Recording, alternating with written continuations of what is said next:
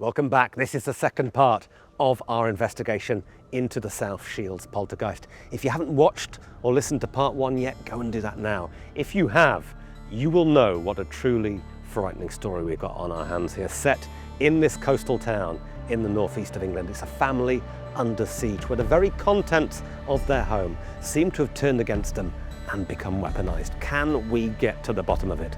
Let the investigation recommence. You are going to need that spare pair of pants. I'm Danny Robbins, and this is Uncanny Cold Cases. Secrets still remain.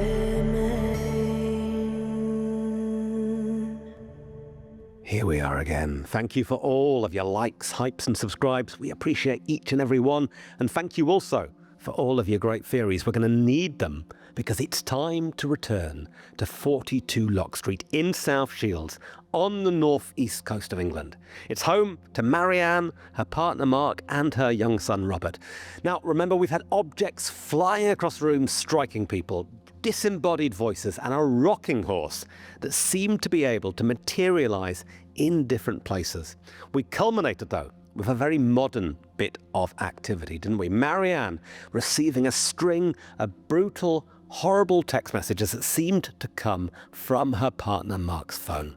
But that phone was off, the battery was removed, and Marc was in the room with her, watching those texts come in one by one. And then finally, that horrible moment at the end, we had the phone ringing in a robotic voice, the kind that you get when someone texts your phone, delivering that final horrible threat to kill, followed by the words, "Okay, ma'am," "Okay, mum," in the local dialect. It's been a while, I think, since we've seen this level of jeopardy in a case, and back to make sense of it all, if that is possible, are the two people that you would always want by your side when the going gets weird. For Team Skeptic, forensic psychologist Dr. Ciarán O'Keefe, and for Team Believer, writer and parapsychologist Evelyn Hollow. We ended on such a creepy moment at the end of the last episode. We had those messages coming through, bombarding Marianne on her phone. We had that phone call as well coming through, that computerized voice. How do we explain it? So the thing with messages is that they have to have a source. They come from somewhere. And initially it looks like it's coming from Marc's phone. And he's already under a little bit of suspicion here due to the handwriting analysis. But his phone is switched off. And then they actually take out the battery. The phone is on the table in front of them. The SIM card is even removed. And yet the messages continue to come through. It gets to the point where Marianne is so overwhelmed that she turns her own phone off. And then it goes to the landline. And the landline's reading out that robotic voice message. And so where is it coming from? Is it possible that a phone, even when it's taken to parts, can still send messages? Sure, maybe there are experts in our audience who might be able to explain how that is possible. However, if it is, someone still has to sit and type it, and Marc's accounted for. He's sitting right across the table from her, not touching the phone. So how is that possible? It's really interesting. I'm sure, as you said, there'll be people watching who know about this stuff. I'd love you to let us know. Email us or put your comments in the questions if you've got a theory on this. Ciarán, we've had some extreme phenomena so far. People will know by the very fact we've come back for a second part. It's not going to get better, it's going to get worse. Are you worried about this family right now? Yes, there is an element of worry from me, both in terms of the natural side of things, because if somebody is responsible for this phenomena and faking it, then the family are in danger. If it's supernatural, then equally they could be in danger. So yes, I'm worried about it from kind of an ethical investigator standpoint, but also I'm open-minded to the rest of the case. We've got to remember Darren and Mike are there, and they're being very thorough with their investigation, accumulating all of the evidence, so I'm interested to see where we go. All right, well, you will be pleased to know that we have a lot more evidence to assess. We'll be exploring some of it in this episode as we move forward. But let's get boots on the ground again at 42 Lock Street as we investigate the next installment of this chilling story. It is now late August 2006. Initially, the paranormal investigators that Marianne brought in to help, Darren Ritson and Mike Hallowell, felt sure that this would be over quickly. They told Marianne that poltergeist activity of this level can't sustain itself for long. It almost always burns itself out. But that ain't happening. The strange phenomena has not let up at all. And recently, somehow, everyone in this house feels like the energy of the place has changed. Marc and Marianne were unnerved before, now they are both bloody scared. Worried that they're missing something crucial, Mike and Darren decide to bring in another investigator, a woman they've worked with before, Jill Butler. Jill is cheery and no-nonsense, not the kind of person who sees spooks around every corner. And Mike and Darren are hoping that her practical outlook will bring some comfort to Marc and Marianne. So, they take Jill to 42 Lock Street on 25th of August. When they get there, Marianne looks stressed, the strain showing on her face. She leads Jill and the others up to Robert's room, and the 5 adults go upstairs in single file. Marianne in the lead, Marc at the back. They leave Robert outside in the garden playing. As they turn onto the landing, Mike sees Marianne's shoulders sag. "Oh my God, no. It started again," she says. In the middle of the room, on Robert's little blue table, there is a soft toy rabbit sitting there. But even at a glance, there's something sickening about it. The rabbit has been posed with great care, a large, sharp carving knife tucked under one of its soft paws. The razor-sharp blade is pressing on the neck of a fluffy yellow duck, lying with its feet up in the air, wings slumped by its side. What kind of sick joke is this? Marc, Marianne and Jill head back downstairs, but Darren and Mike hang back. They're worried that this feels too much. Darren looks at Mike and raises an eyebrow. "Could this have been staged?" he asks Mike. Does the finger of suspicion once again point to Marc? But then, Darren's expression changes from suspicion to absolute shock. "Mike," he says, "something's just tapped me on the back of the neck." He has felt a finger touch him, but no one else is there. They head back downstairs, and as they go, something soft strikes Mike from behind. It's a black and white toy dog. Again, there is no one there who could have thrown it. Mike and Darren rejoin the others in the kitchen, but just minutes later, there's a thud from upstairs, a sound like someone banging on a window. And Darren sees 2 long, blue Duplo Lego blocks drop to the floor outside in the garden. Mike and Darren look at each other now. They don't know how the blocks seemingly fell from an empty room, but they have both been watching Marc the whole time. Ciarán, it is so interesting having these investigators on the scene now, isn't it? Carefully documenting everything. We've got a photograph here of that tableau, I guess you could call it, they find. The bunny holding the knife over the duck's neck. Now, Darren and Mike are kind of suspicious about this at the beginning, aren't they? They think it could be staged. And then suddenly there's that moment where Darren finds himself prodded in the back by something seemingly invisible. What's going on, Ciarán? Is this poltergeist or person? I think we've got to be careful because I agree with them that I find it suspicious. It does almost look staged. However, we're then thinking it might be paranormal simply because Darren is prodded in the back. However, when I hear about people being touched in a haunted house, prodded, or they feel like their hair's going up, or they feel like they're touched, or a brush, it's electrostatic effects, and we know that electrostatic effects can give you that illusion of being touched, so potentially that's what's going on here. But electrostatic effects do not place a knife over a soft toy duck's throat. Something is going on here. One thing that really interests me, Evelyn, is that Marc is accused of stuff. People are suspicious of him, but then suddenly things are happening like the prodding, like the things flying out the window that he cannot have been doing. From a paranormal point of view, what do you feel is happening there? Is this a ghost who doesn't like not being credited for what it's doing? I think that's us projecting human psychology onto it. So anytime in a haunting type case where there are effects such as noises or physical objects moving, and then something happens, maybe they ask if someone's there, maybe they become angry, maybe they say ignore it, and then it gets worse. We say, oh, you've annoyed it. Do you know, it's now angry, it's jealous, it's petulant. But we're projecting human psychology and emotions onto some non-corporeal object. We really don't know that. And so I think in this case, it's 2 separate things. You've got this interaction with the toys and the knife, and then as they're coming back downstairs, they've got this sensation of someone being touched. But for us, we are merging the 2 together and making it something else. Darren and Mike have come in here with the best intentions. They want to help this family. But do we have to wonder if they are making things worse? If by focusing on this thing, giving it attention, documenting it, they are somehow feeding it? Yeah, I mean, that's very much a team believer perspective, that you've got the presence of investigators who are documenting everything, and by doing that, they're giving attention to the supernatural source, which therefore might be exacerbating the phenomena. So, yes, we've got to bear that in mind, but there's also the psychological aspect. By investigators being there, documenting everything, you are equally giving attention to the possible natural explanation that's going on. So we've got to bear in mind. However, the two of them are there, they're looking after the family, they are documenting everything, so they are being helpful. But also they raise an interesting theory as part of their investigation, and that's something called poltergeist contagion. I've talked about contagion before as a natural explanation, where fears, behaviours, thoughts, they spread amongst people.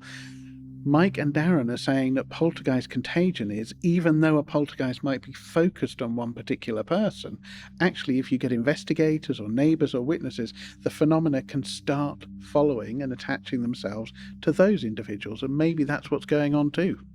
Evelyn, you talked before about this idea of a scale of poltergeist activity, of things progressing, getting worse.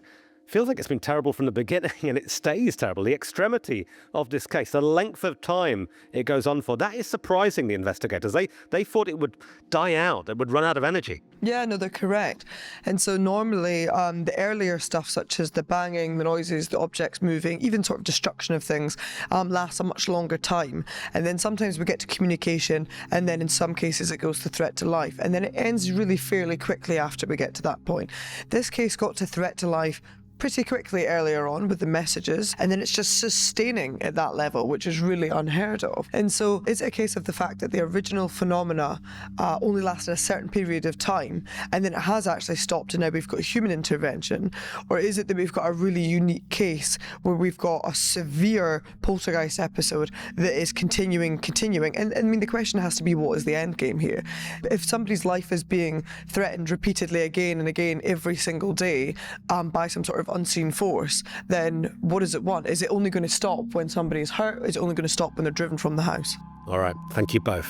We talk, don't we, about how interesting these events are, but I think we've got to take a moment, whether you are feeling team believer or team skeptic, to just recognise how frightening this must have been for the family in this house. It is indescribable, really, isn't it, to imagine living through this kind of thing, and they live with it day and night. Because the very next evening, Marc and Marianne are in bed with the lights out. Marianne is just starting to doze off when something hits her. It's a stuffed toy dog. Then she's hit by another toy. She shouts out and Marc turns the lamp on, but he doesn't say anything. He just looks at the corner of the duvet because it is undulating, like it's being stroked by an unseen hand. Then, with a sudden tug, the duvet starts to unpeel itself from the bed. Marc and Marianne cling to the other end, amazed at how strong this force is, pulling the duvet from them. Then Marc speaks. His voice is shaky.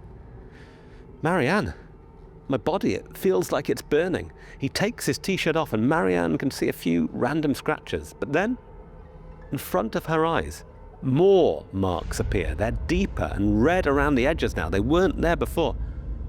"What's happening to me?" Marc says. Marianne can feel the panic in his voice. That's when she calls Mike. Mike comes straight over and he photographs the scratches. They're already fading and he wants to document them while he can. Then he, Marc and Marianne go upstairs to check on Robert. Robert is still sleeping peacefully, but his room has been trashed around him. Everything that could be moved has been moved, including the bed that he is literally asleep in, which has been placed in the center of the room, surrounded by heaps of toys, clothes, and piled up furniture. It is so weird. And weirdest of all is that Robert's blue plastic table has been mangled. It's all melted and warped somehow, twisted out of all proportion. It looks like Salvador Dali drew it.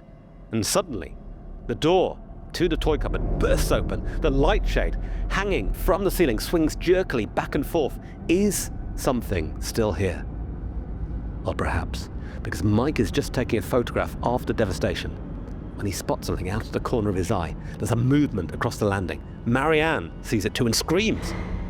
Whatever it is, it's big, maybe 2 meters tall, a solid lump of darkness almost, but not quite human-shaped. Mike feels a chill down his spine. It doesn't even have a face, yet somehow he knows that it wants to hurt him. It resonates evil. It walks past the door to Robert's room and pauses.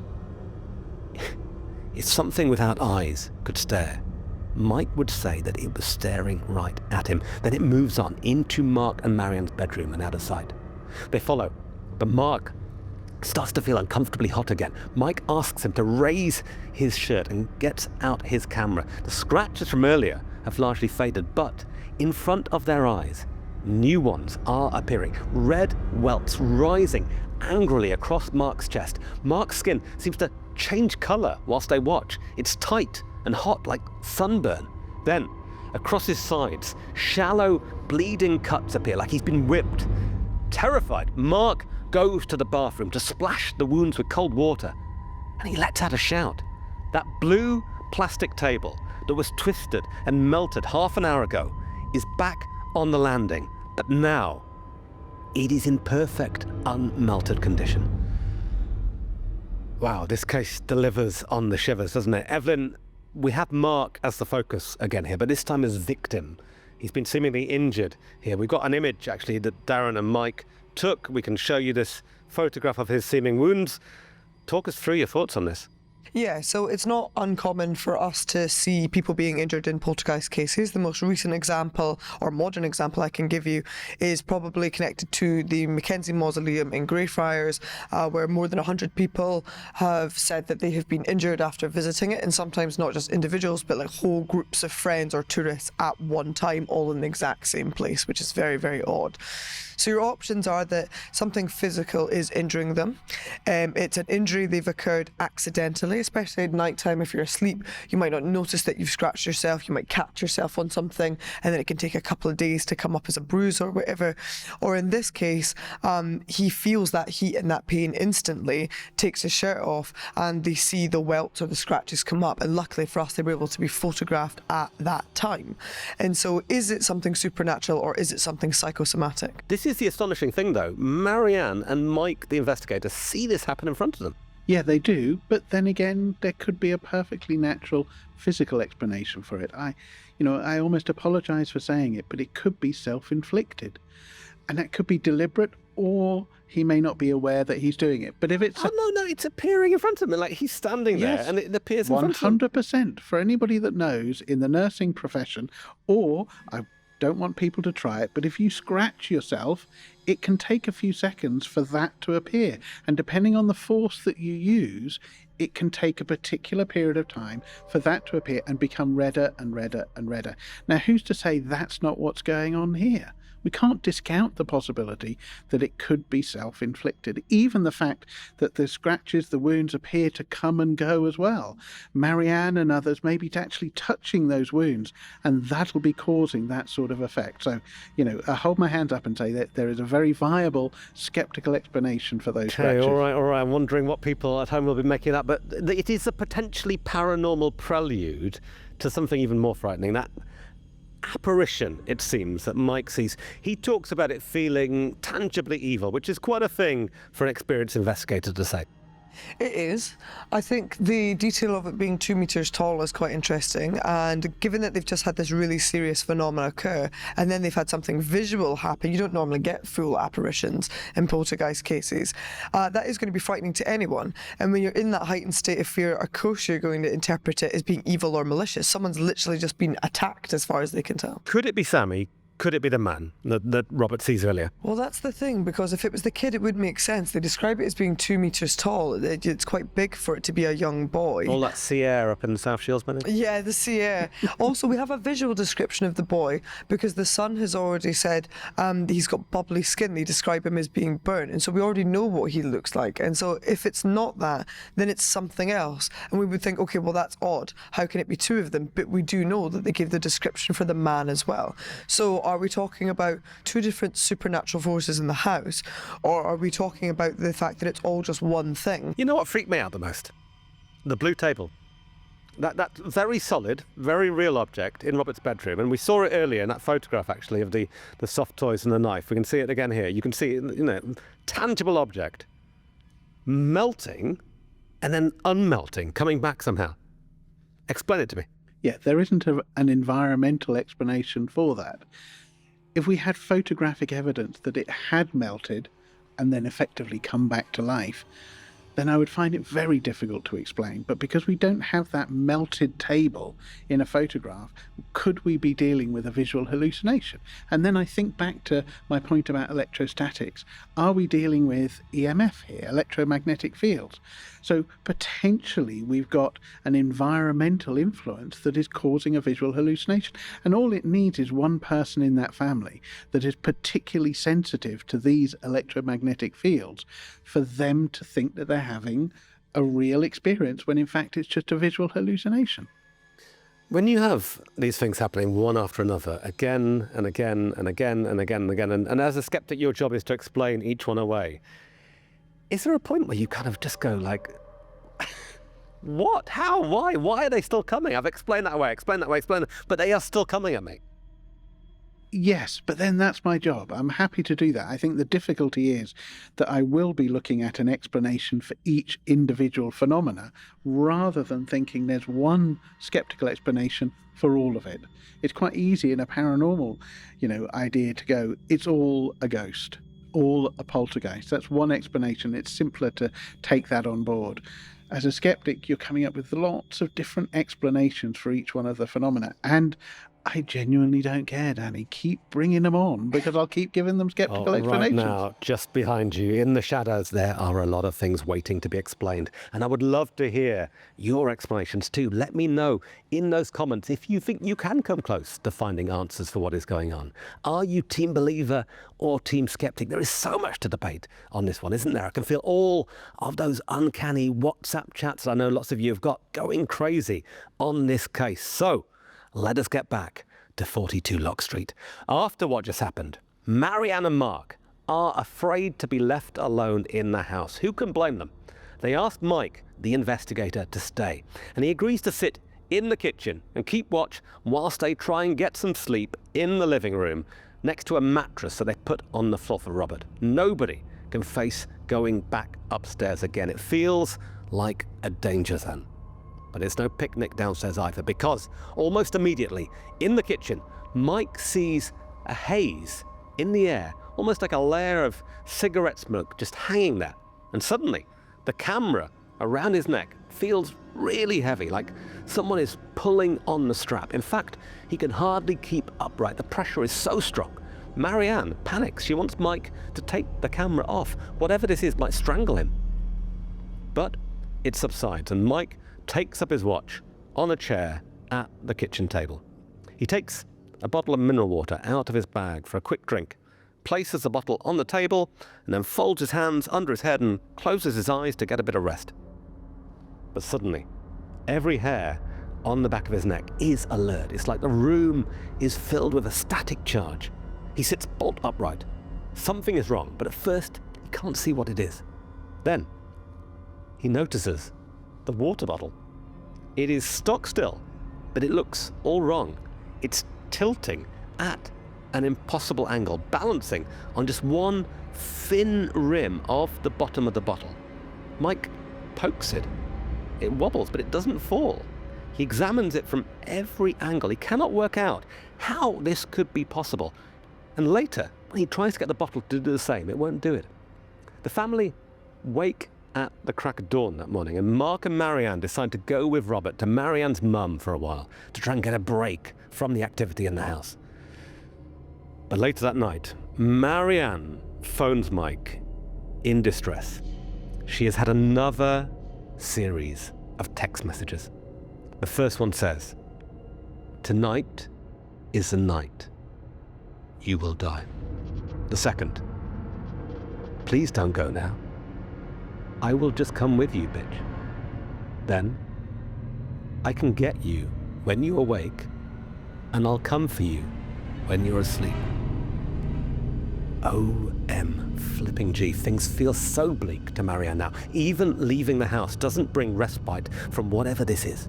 They are right on the point of despair. And then Mike talks to a friend of his about the case, a guy called Stephen Swales, who is both a senior lecturer in cybersecurity at the local university and a druid, as you do. Stephen is fascinated to hear how the paranormal activity in the house clusters around items that use electricity. the mobile phones, the baby monitor, the battery-operated toys. He's got a theory that the entity has been drawing on electrical energy, using it to manifest. Cut off the supply of that energy, and you might starve it.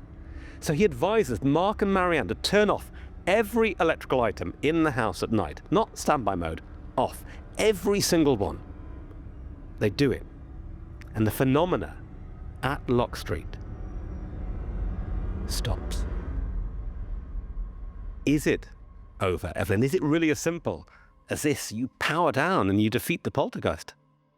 Well, that's it. So in most poltergeist cases, there's a point where either the person who is the focus of the case moves away or moves out. So Battersea Poltergeist surely moves away and eventually the phenomena starts to taper down. In other cases, it's that the family leaves the property. They don't know if the phenomena has continued on. You'd hope not. Sometimes new people move in, it stops. Another family moves in, it starts up again.